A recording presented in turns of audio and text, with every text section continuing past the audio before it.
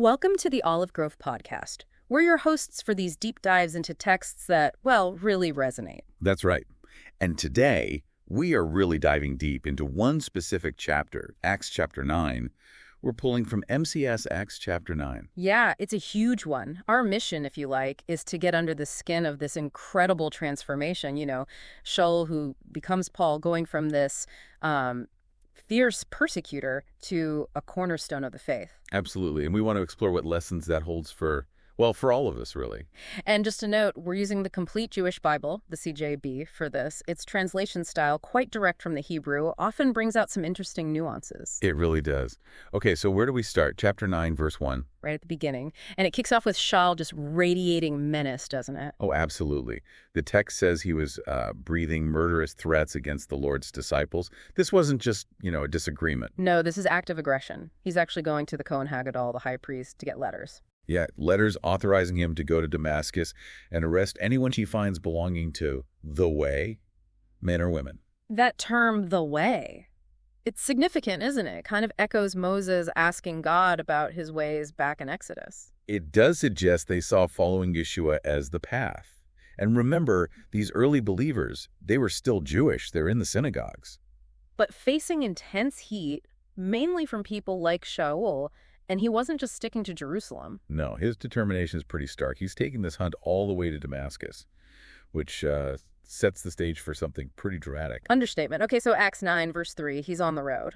And suddenly this light, a blinding light from heaven, just flashes around him. Knocks him right off his feet, presumably. He falls to the ground. And then the voice, Shaul, why do you keep persecuting me? Wow, not my followers, but me. Yeshua identifying directly with those being hurt. Exactly. It's this fundamental connection. You persecute them, you persecute him. Think about what that means for the body of believers, Absolutely. And the immediate physical effect on Shaul. Blindness.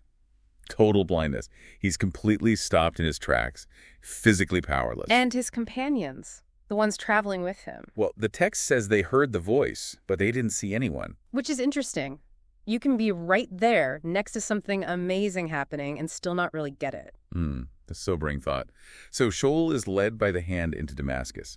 And for 3 days, nothing. Just blindness, no food, no water, just presumably praying and processing this earth-shattering event. That period, that darkness, must have been crucial. A time for maybe a different kind of sight to emerge. A sort of enforced reflection. Okay, so what happens next involves someone else entirely. Right. We meet Hananiah. He's a disciple living there in Damascus, and God gives him a vision. Tells him to go find Shaul, specifically Straight Street, House of Judah, ask for Shaul of Tarsus. He's praying. But Hananiah's reaction is so human.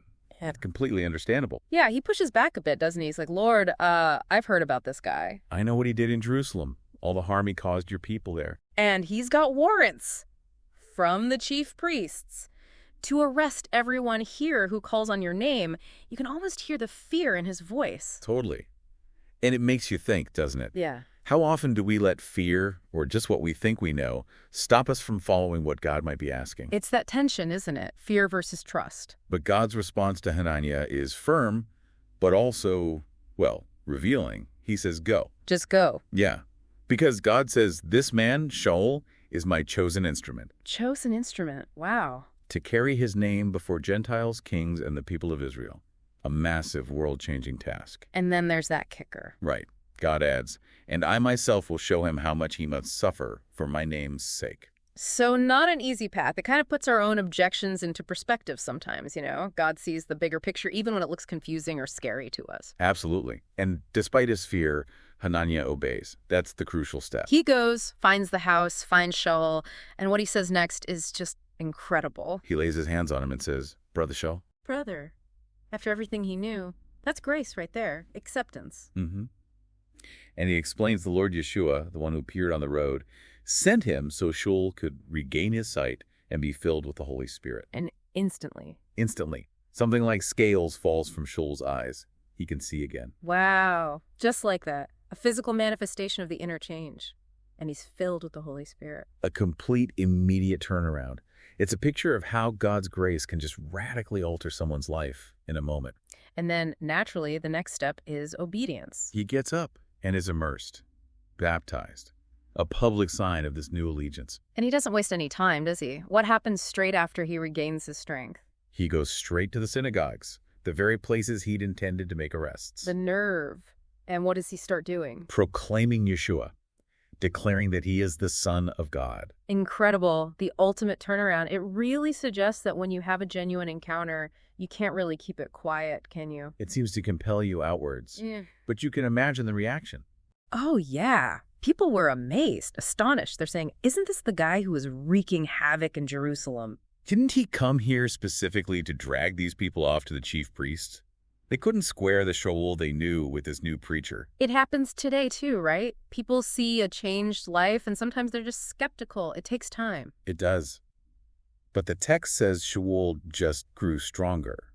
He kept confounding the non-believing Jews in Damascus, proving that Yeshua is the Messiah. Proving it powerfully, so powerfully in fact that it stirred up serious opposition again. Yes, his arguments were so compelling that those who couldn't refute him decided the only option was, well, to kill him. It escalated quickly. They started watching the city gates day and night, planning to ambush him. But his new brothers in faith, the disciples, found out about the plot. And they came up with an escape plan, a pretty dramatic one. Yeah, they lowered him down the city wall in a large basket under the cover of darkness. Wow.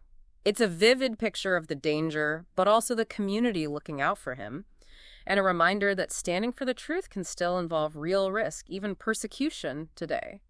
Definitely. So after escaping Damascus, Shaul makes his way back to Jerusalem. And you'd think the believers there would welcome him now, right? Well, not quite. They were afraid of him. They couldn't really believe he was truly a disciple now. His reputation was just too strong. Understandable, I suppose. Hard to shake off that image of the persecutor. It shows how deep those wounds must have been. And this is where another key figure steps in. Barnabas. Ah, Barnabas. The encourager. What does he do? He takes a risk.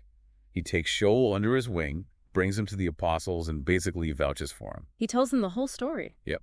Explains how Shaul saw the Lord on the road, how the Lord spoke to him, and how boldly he preached in Yeshua's name back in Damascus. That's huge. Barnabas sticking his neck out like that. It really highlights how important it is to give people a chance, not just judge them forever by their past. It's a powerful lesson in reconciliation and trust building within the community.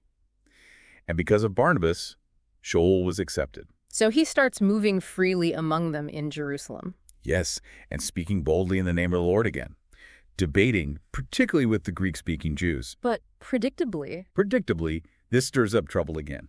They started trying to kill him too. Seems to be a pattern. So the believers get him out again. They do. Once they learned about the plot, they took him down to Caesarea and then sent him off to Tarsus, his hometown, for safety. Right. Get him out of the immediate danger zone. And interestingly, after all this drama, the persecution, the conversion, the escape, the debates, the death threats, what follows is a period of calm. Really? What does the text say? It says the Messianic community throughout all Judea, Galilee, and Samaria had peace. Peace.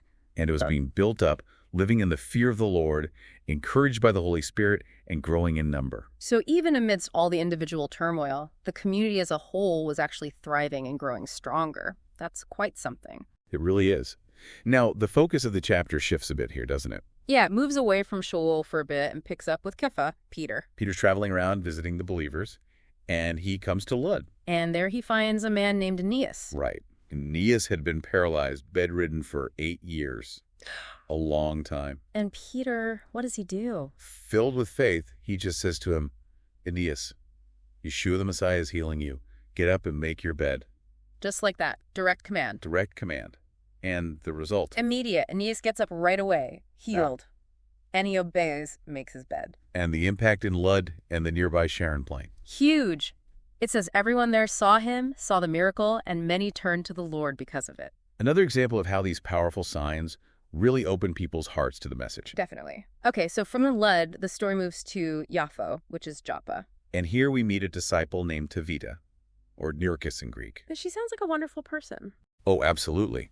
Known for her Didache acts of righteousness, charity, and good deeds, specifically making clothes for the needy, particularly widows. A really practical faith in action, but then tragedy strikes. Yes, she gets sick and dies.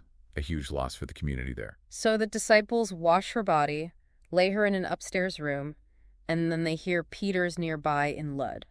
Right. So they send 2 men urgently, begging him to come without delay. So Peter goes, and when he arrives in Yafo, He's met by weeping widows. They're showing him the tunics and garments Tevita made while she was still with them. Just tangible proof of her love and service. it must have been incredibly moving. What does Peter do? He asks everyone to leave the room. Then he kneels down and prays. Just him and God.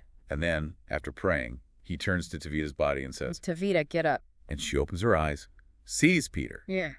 and sits up. Wow. Back from the dead. Incredible. Peter helps her up, calls the believers and widows back in, and presents her to them, alive. Can you even imagine the scene? The joy, the shock? Unbelievable. And just like with Aeneas, this miracle had a massive ripple effect. News spread all through Yafo. And the result? Many people, it says, put their trust in the Lord because of it. Raising the dead tends to get people's attention, I suppose. You could say that. It really shows the power at work through the apostles. It does. And the chapter ends with this interesting little detail. Yeah. What's that? Peter ends up staying in Yafo for quite some time with a man named Shimon, a leather tanner. A tanner. Now, for Peter, as a Jew at that time, that would have been, well, maybe a bit uncomfortable, right? Tanners worked with dead animals, considered ritually unclean. Exactly. It wasn't the most obvious or comfortable place for him to stay. So it makes you wonder, was God maybe pushing Peter's boundaries a little, getting him used to stepping outside his usual comfort zone? Perhaps preparing him subtly for what's coming next in Acts, the outreach to the Gentiles, breaking down those barriers. It's possible God puts us in slightly uncomfortable spots sometimes for a reason. That's a great point. It challenges our own comfort zones, too. So looking back at this whole chapter, Acts 9, it's just packed. It really is. From the blinding light on the road to Damascus, Shaul's radical turnaround. To Hananiah's quiet courage, stepping out in faith despite his fear. Then Peter's ministry, the healing of Aeneas, the raising of Tevita. And even the practical love shown by Tevita herself. It all paints this picture of divine power intercepting with human lives in profound ways. Transformation, obedience even when scared, faith in action, the impact of miracles, the importance of community support like Barnabas offered. It's all there. These aren't just old stories, are they? They speak to the potential for change, the call to faith, the reality of opposition, and the ripple effect of living for God. Absolutely. So maybe the thought to leave with you today is this. We see these dramatic turnarounds and acts of faith. Where in your own life might God be calling for a transformation? Maybe a step of faith, even if it feels a bit like stepping out of the boat or staying with a tanner. Where might encountering the divine lead you next?